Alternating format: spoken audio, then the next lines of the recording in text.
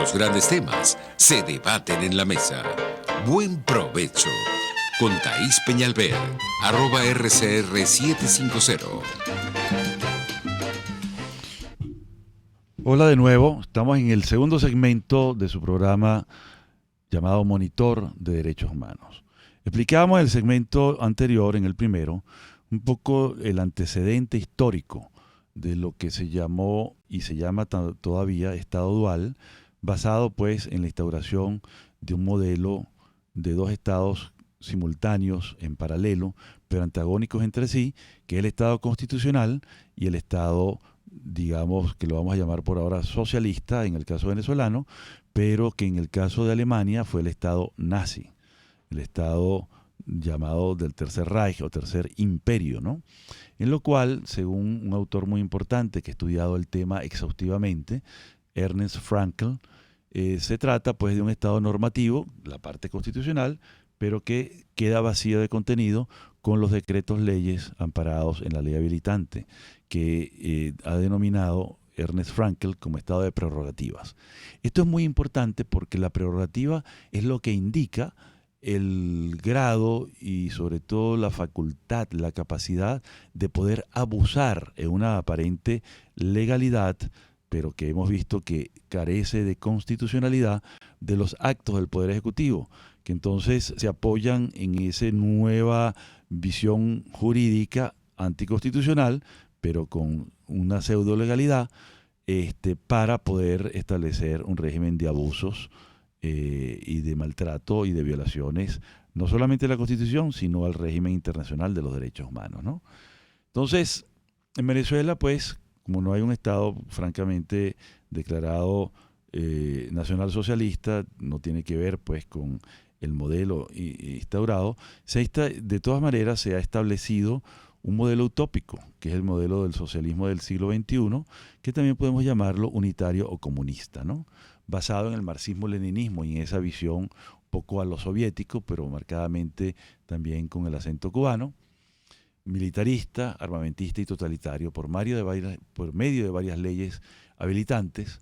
en concordancia con las 13, ya serían 14 declaratorias y continuas prórrogas del estado de excepción y los decretos de emergencia, ¿no? Para dar lugar a cientos de decretos legislativos, que es lo que en realidad se está aplicando, porque la Constitución está siendo vaciada de contenido y vaciada de eficacia normativa al ser anómica, pues este tipo de conducta que se está realizando a partir de las leyes habilitantes y por supuesto los decretos de emergencia y naturalmente los decretos leyes, que aunque tenga un nombre rimbombante, decreto con el rango y eficacia de una ley, no tienen la característica esencial de lo que es una ley, que es el proceso de consulta a la ciudadanía, por un lado, y el proceso de elaboración del texto normativo por los distintos actores que interactúan en una asamblea donde teóricamente deberían estar representadas todas las tendencias, ¿no? Pero hemos visto en el devenir pseudo institucional de Venezuela que se crea una Asamblea Nacional Constituyente en absoluta oposición a la Asamblea Nacional, que es el órgano legislativo electo por la ciudadanía, electo mediante la demostración de las mayorías y sobre todo pues con respecto a las minorías, pero que hicieron un vacío al irse de la Asamblea Nacional para ir a la Asamblea Constituyente, en total desacato pues, irreverente y desobediente de la normativa constitucional para crear una especie de nuevo marco jurídico, pero que no tiene las características de una verdadera legislación, porque no se hacen las consultas, ni hay la representatividad, ni la legitimidad que se exige para estos casos, ¿no?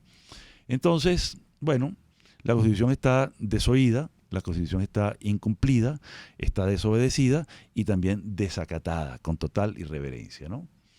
Y esto caracteriza pues el desprecio que tiene un sistema autoritario al principio de la división de los poderes públicos, que estriba justamente en ir menoscabando el poder legítimo y el poder constitucional de una asamblea legalmente establecida y electa, pero para crear, digamos, ese paralelismo, ¿no? ¿Y qué trae esto, no? el tema de los decretos de excepción y del estado de excepción permanente es sumamente crítico, ¿no? Un gran autor de izquierda, un filósofo, Giorgio Agamben, justamente critica en el año 2003, a través de un breve trabajo, pero muy completo, muy detallado y sobre todo muy contundente, él dice pues que trabajar en un estado bajo la idea del estado de excepción trae como consecuencia una catástrofe. Es decir, ¿para qué son los estados de excepción? Justamente para crear un estado de excepciones, para salirse de la norma, de lo regular, de lo establecido, de lo constitucional y de lo legal, para ir a través de una vía de hechos a resolver una situación teóricamente catastrófica, que son, por ejemplo, los estados de guerra, ese es un caso muy importante, o los estados de cataclismo, los estados catastróficos en los que hay una enorme catástrofe natural, como un terremoto, como un tsunami, como un deslave o como cualquier tipo de tragedia que ocurre por cuestiones meteorológicas o por cuestiones de la naturaleza. Son los famosos actos de Dios, como se llaman en la antigüedad, pero es el caso fortuito o de fuerza mayor, donde no hay, digamos, una actuación del ser humano, sino un poder superior al ser humano o a la sociedad, que son los poderes desatados de la naturaleza, por ejemplo, o de una guerra. Entonces, para eso existen los estados de excepción, para poder actuar con prontitud y resolver la situación. Pero cuando este estado de excepción, que es lo antijurídico dentro de lo legal, dentro de lo constitucional, porque está permitido por la Constitución y las leyes, sin embargo, cuando esto se mantiene en el tiempo, en lugar de resolver la catástrofe, en sí mismo se convierte en una catástrofe. Y esto sí es una catástrofe artificial, hecho con el arte del ser humano, con el arte de los poderosos, de quien controla el Estado, y naturalmente al ser catastrófico y sustituir a la catástrofe natural, genera una cantidad de acontecimientos y de hechos. En el caso venezolano, esta es la razón, esta es la causa, este es el factor que desencadena la catástrofe humanitaria que padecemos, que se le llama de forma elegante emergencia humanitaria compleja. ¿Compleja por qué? Porque su complejidad está determinada por el origen. Y como hemos visto, el origen es político, el origen está en la mano del ser humano, en la mano de los hombres que controlan el Estado y que han ocasionado toda esta situación, y no está originado ni por una guerra, ni por una situación calamitosa pues, de la naturaleza. En otras palabras, en Venezuela, por causa de una mala política y de un invento establecido por quienes controlan el aparato de gobierno, se ha generado una emergencia humanitaria compleja, totalmente artificial. En otras palabras, tenemos los estragos de una guerra, pero sin guerra. Sufrimos los estragos de un cataclismo natural, pero sin el cataclismo natural. Entonces, ¿eso ha conducido a qué? A que Venezuela, lejos después de la experiencia contemporánea, donde los estados están, digamos, construidos para generar solución a la vida humana, en realidad nuestro Estado lo que está generando una enorme catástrofe al generar condiciones en las cuales el individuo, el ser humano, el ciudadano común y corriente se convierte en un paria, se convierte en un superviviente, en una persona que tiene que ver y luchar con la fuerza de la naturaleza y con las fuerzas de la miseria y la menesterosidad para poder sobrevivir. Esa menesterosidad, que es justamente la idea por la cual se creó el Estado social, el Estado democrático, el Estado de Derecho, está pues, digamos, supeditada pues, al Estado material o al Estado socialista que ha generado toda esta enorme crisis. Todo este preámbulo y toda esta introducción es muy importante para entender lo que vivimos, el porqué, la razón, ¿no? Y esto tiene que ver pues con uno de los efectos más graves pues, de esta situación, que tiene que ver con la emergencia humanitaria compleja, que ha generado una migración de millones de personas. Ya se habla de 4.300.000 individuos identificados hasta hace unos meses, pero hay una tendencia fatal, una tendencia estructural que va a generar que eso aumente. Y eso lograría un aumento considerable y aún peor si hubiese, digamos, una intervención militar, si hubiese una situación de combate o de conflicto, que es una de las amenazas que ha generado esta dualidad o este dualismo, ¿no? Bueno, eso es muy importante tenerlo claro para poder entonces entrar en los siguientes temas, ¿no? Fíjense que planteaba el maestro Manuel García Pelayo hace unos cuantos años, en el año 1991, que justamente debía plantearse un Estado constitucional que superase la idea antigua del Estado legal, es decir, porque la Constitución como norma suprema debería privar en una república y sobre todo en un orden democrático. En la Constitución están, digamos, las reglas, las bases, los mecanismos, los principios, las normas fundamentales, la consagración de derechos, la garantía de tales derechos y sobre todo los deberes que tiene el Estado para poder cumplimentar esos derechos. Entonces, ese Estado constitucional, ¿verdad?, está por encima del Estado legal. Y dice así el maestro García Pelayo en su obra magistral, Estado Legal y Estado Constitucional de Derecho, publicado en la revista de la Facultad de Ciencias Jurídicas y Políticas de la Universidad Central de Venezuela en el año 91, dice que el Estado legal, ¿verdad?, de derecho se basa en el principio de legalidad, es decir, por la afirmación de la primacía de la ley sobre los restantes actos del Estado, hecha efectiva por el funcionamiento de los tribunales destinados a garantizar la legalidad de la acción de la administración estatal. Sin embargo, el Estado constitucional de derecho, que es lo que él realza, que es lo que él, enfatiza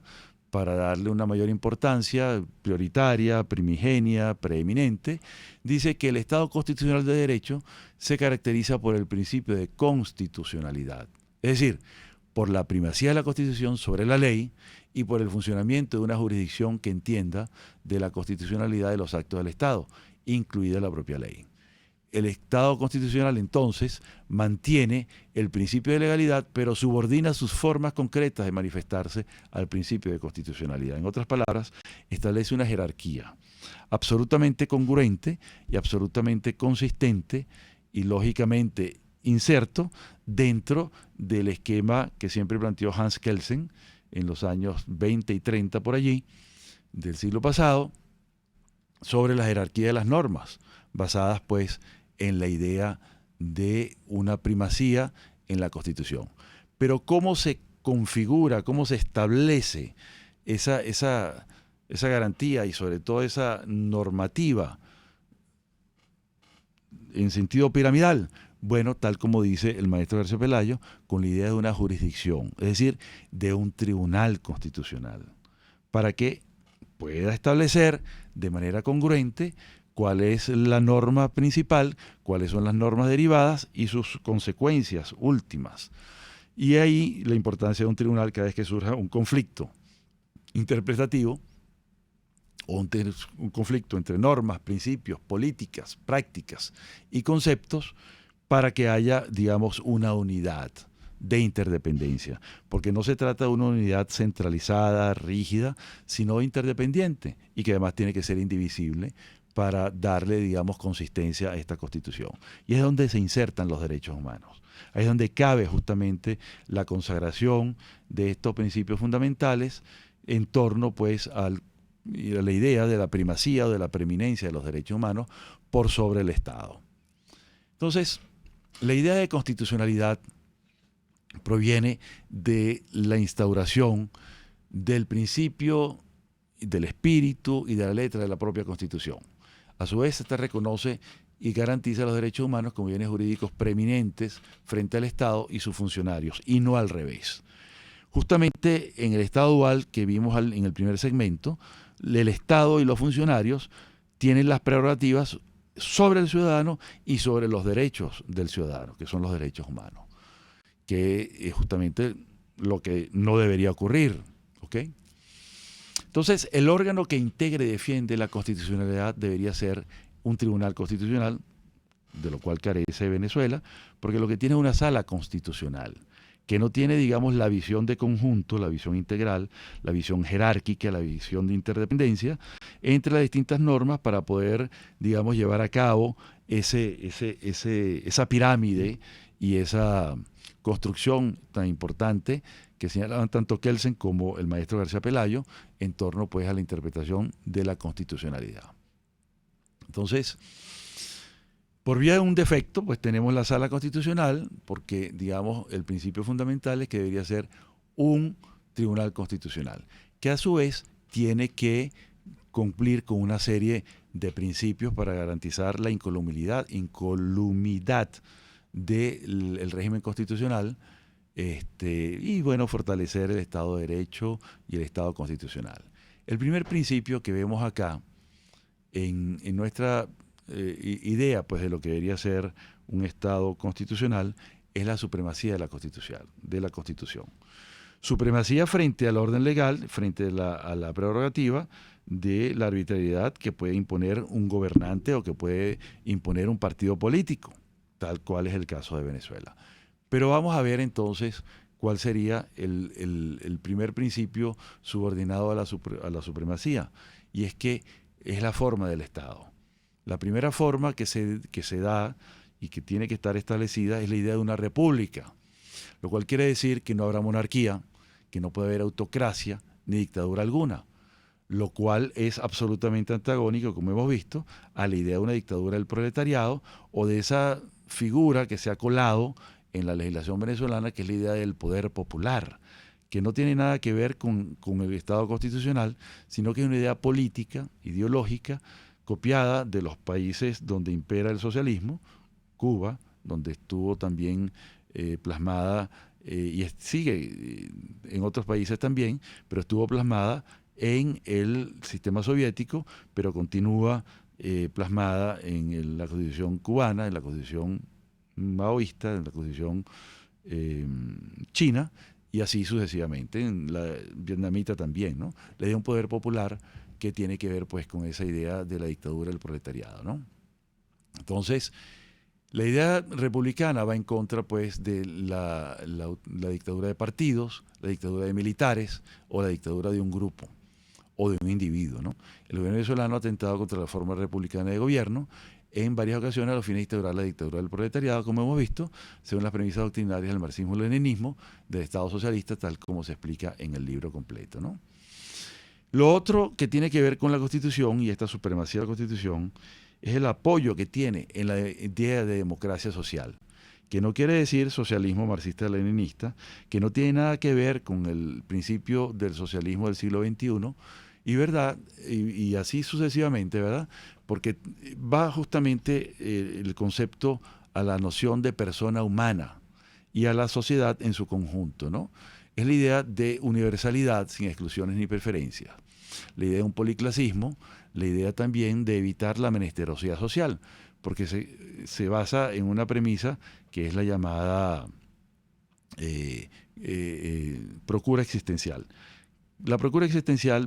dicho muy brevemente, tiene que ver con la creación de condiciones para que el ser humano resuelva sus necesidades básicas de existencia y pueda desarrollar plenamente su personalidad como individuo y desarrollarse como ser social en el conjunto pues, de quienes también integramos la sociedad. Por eso, pues, va en contra de cualquier idea autocrática y cualquier idea de un Estado de prerrogativa, que es lo que está plasmado en ese dualismo estatal que se ha creado con la serie de decretos o ese régimen decretal, del cual hablaremos en el próximo segmento. Usted escucha Buen Provecho con Thaís Peñalver por RCR 750 AM.